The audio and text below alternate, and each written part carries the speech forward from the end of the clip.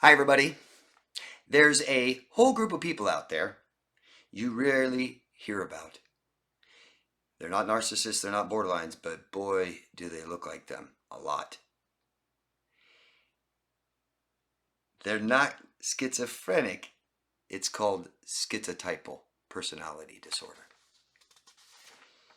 They want connection, but they unknowingly push people away, and you've met one and didn't even know it. Maybe you didn't know something was even wrong with them, something was weird, off. Maybe you thought they were a narcissist or borderline. We're so stuck on these, aren't we? The cluster B personality disorders. There's so much overlap, you guys think someone's borderline or narcissist. They're schizotypal. You can look at a homeless person because many homeless, maybe most, are schizotypal. And if you've ever talked to homeless, hey, have you guys ever? I'd love to hear your experiences. I sure have. When I was young, I helped homeless people downtown in my city, helped feed them and find clothes and stuff at the center where they could go. I donated my time. I did weird things like I worked downtown at 15. I had to take a bus downtown before I could drive and work and bus home. For my lunch, I'd go sit in a park downtown and I might sit there and talk to a homeless man for a while. I didn't care. And I got to know them pretty well. But if you ever talk to somebody and you go, why are they struggling so much? I don't get it. They're so nice, they're outgoing, everything seems great. Until finally they say something and you go, oh, what was that? I get it. I see something's wrong. They might dress weird, they might talk weird, they might have weird mannerisms or beliefs. They're in the cluster A of personality disorders, which is labeled as weird. Harsh label. Not nice. Cluster B, wild. Cluster C, which I did 3 videos on, all of them, a week or so ago. That's worried. This one, weird. And the thing is they're not trying to be. They don't know. They really don't know. They're lacking that self-awareness. They lack social functioning, big time. This could even mislabel them as autistic. Sometimes they're misdiagnosed on the autism spectrum because they just lack that social cues that you're trying to tell them, like, hey, dude, I don't like this. This is weird. Please stop. They don't get it. They're just trying to bond, connect. Often may have magical thinking, like a histrionic or borderline. They may share too much private information. I'll get into an example later. That's horrific. They may be easily influenced under scams, MLM companies. They may underdress, not realizing it. They may not dress age appropriate, lacking self-awareness. They might be stuck in development. STPD, schizotypal personality disorder, is not full-blown psychosis, but it's right on the edge of the schizophrenia spectrum, similar to borderline. That's what borderline means. I know we call it emotionally unstable personality disorder now, but borderline referred to being on the line of neurosis and psychosis.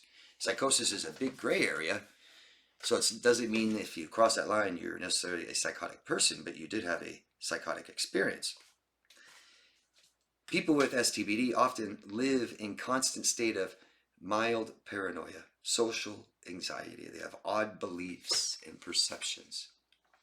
They crave connection but terrified or unable to express it in a way that draws people in. I'm going to give you a couple examples at the end. Almost done. It's going to be a quick video. But the result of this is chronic isolation, poverty, sometimes even homelessness. Street outreach programs will tell you the same thing. They say the same thing. That homeless people mostly are on that schizophrenia spectrum of disorders. From full-blown schizophrenia to schizoaffective, but a ton are schizotypal. They're functional enough to not be hospitalized, treated, labeled, but they're not enough to care for themselves, typically. This can be called the shadow cousin of schizophrenia. Underdiagnosed, undertreated, very isolating. They may not hear voices See, BPD, the similarities with BPD is emotional regulation, fear of abandonment, desire for connection, may not understand boundaries, things like this, desperate for help because they can't function. Narcissistic, very much. I mean, as you rise in almost all mental illness, you're going to become more narcissistic because we already are. When it comes to a schizotypal, their narcissism can be defense mechanism. That's what narcissism is. But they become self-absorbed. What they're into, they're excited about, and they want you. They're excited for you to do it. We all know what that is like, right? Something I found that's exciting. I want to tell the world and let them all in on it. Hey, you guys, you should try this. It's amazing. I love it. It'll change your life, right? And that's what they do nonstop. Even when you show them this is wrong, that's delusional.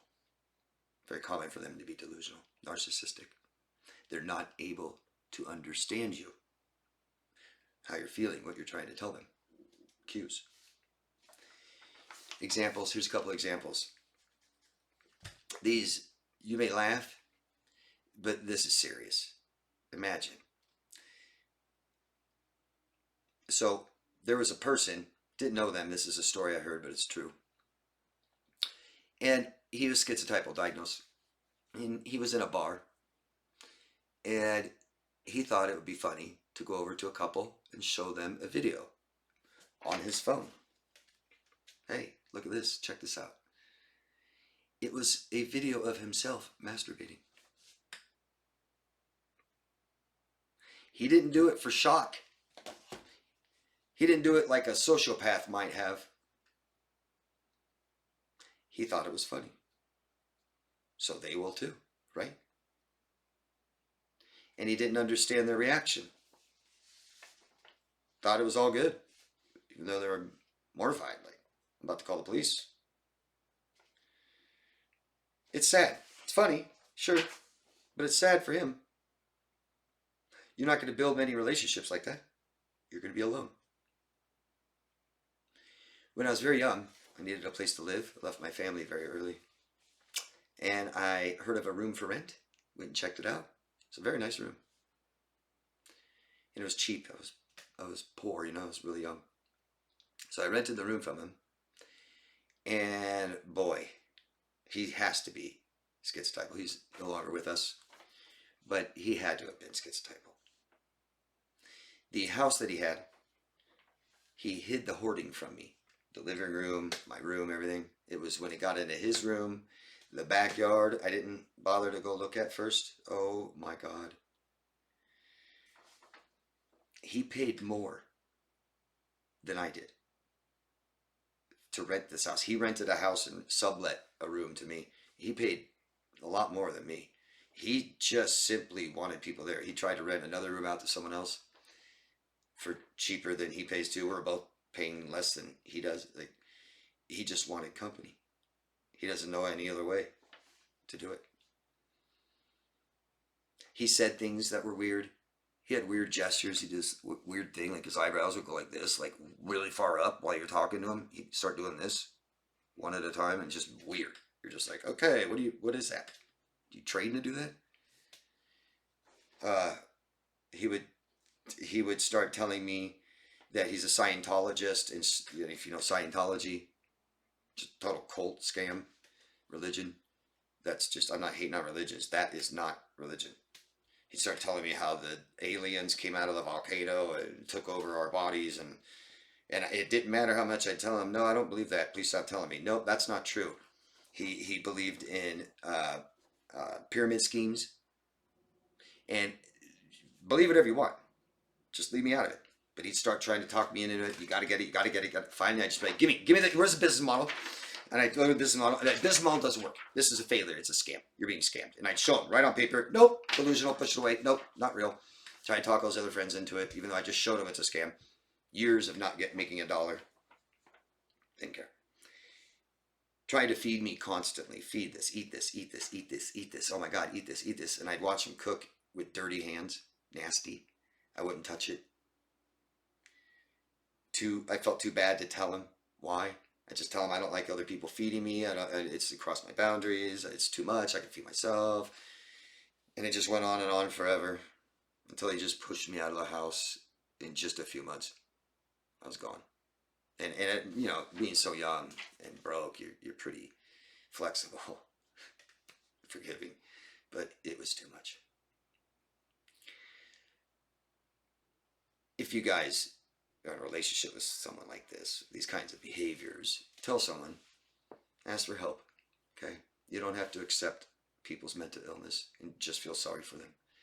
They need to help themselves. Someone like this can definitely become better people, for sure. Share your own experiences, if you have any, about this disorder. If you think, even this behaviors, if you know someone that has behaviors like this, and ask me questions if you want to learn more about it. Love yourself first, guys. Thanks.